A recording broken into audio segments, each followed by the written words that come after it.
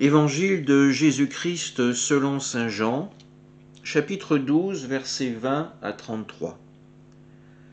En ce temps-là, il y avait quelques Grecs parmi ceux qui étaient montés à Jérusalem pour adorer Dieu pendant la fête de la Pâque. Ils abordèrent Philippe, qui était de Bethsaïde en Galilée, et lui firent cette demande. « Nous voudrions voir Jésus. » Philippe va le dire à André, et tous deux vont le dire à Jésus. Alors Jésus leur déclare, « L'heure est venue où le Fils de l'homme doit être glorifié. Amen, amen, je vous le dis, si le grain de blé tombé en terre ne meurt pas, il reste seul, mais s'il meurt, il porte beaucoup de fruits. Qui aime sa vie la perd, qui s'en détache en ce monde, la gardera pour la vie éternelle. Si quelqu'un veut me servir, qu'il me suive, et là où moi je suis, là aussi sera mon serviteur. Si quelqu'un me sert, mon Père l'honorera. Maintenant mon âme est bouleversée. Que vais-je dire? Père, sauve-moi de cette heure? Mais non, c'est pour cela que je suis parvenu à cette heure-ci. Père, glorifie ton nom. Alors du ciel vint une voix qui disait, « Je l'ai glorifié et je le glorifierai encore. » En l'entendant, la foule qui se tenait là disait que c'était un coup de tonnerre. D'autres disaient, « C'est un ange qui lui a parlé. » Mais Jésus leur répondit, « Ce n'est pas pour moi qu'il y a eu cette voix, mais pour vous. Maintenant a lieu le jugement de ce monde. Maintenant le prince de ce monde va être jeté dehors.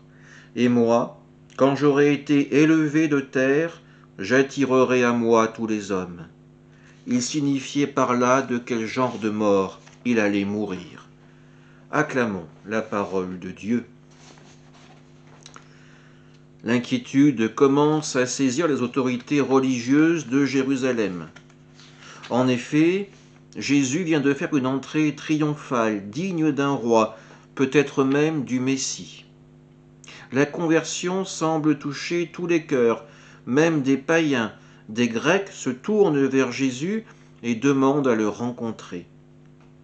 Pour Jésus, cette demande sonne comme une étape supplémentaire dans la mission que lui a confiée son Père, une mission qui doit le mener à la glorification.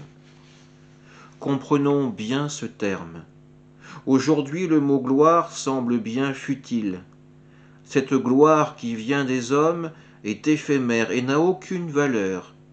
Une idole en chasse une autre, et la gloire passe de l'un à l'autre.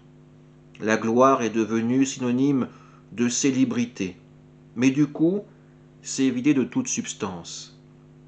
Dans le langage biblique, la gloire renvoie à quelque chose de concret, à savoir la présence de Dieu. Le buisson ardent, par exemple, nous révèle la gloire de Dieu, c'est-à-dire sa présence. La gloire dont parle Jésus lors de la demande faite au nom des croyants grecs signifie donc que le moment est venu pour que Dieu se manifeste à son peuple. N'oublions pas que c'est uniquement cela la mission du Fils, manifester la présence d'amour du Père, la rendre visible aux yeux des hommes. Mais l'humanité de Jésus connaît aussi l'angoisse, car il le sait, la manifestation de la gloire du Père ne pourra se faire sans vivre la passion, sans vivre la croix. La foule qui l'a accueilli comme le Messie sera la même qui exigera sa vie, la même foule qui sauvera Barabbas. Mais la confiance du Fils en son Père sera plus forte que son angoisse, d'où l'image du grain de blé. Par sa mort, c'est la résurrection qui sera possible. Par sa mort, un peuple nouveau pourra voir le jour, celui des enfants de Dieu. Satan verra son royaume de mort et de ténèbres s'écrouler, et le royaume de vie et de lumière de Dieu, la Jérusalem nouvelle, pourra être révélé aux hommes. À notre tour d'ouvrir les yeux sur la gloire de Dieu, sur l'homme vivant. Amen.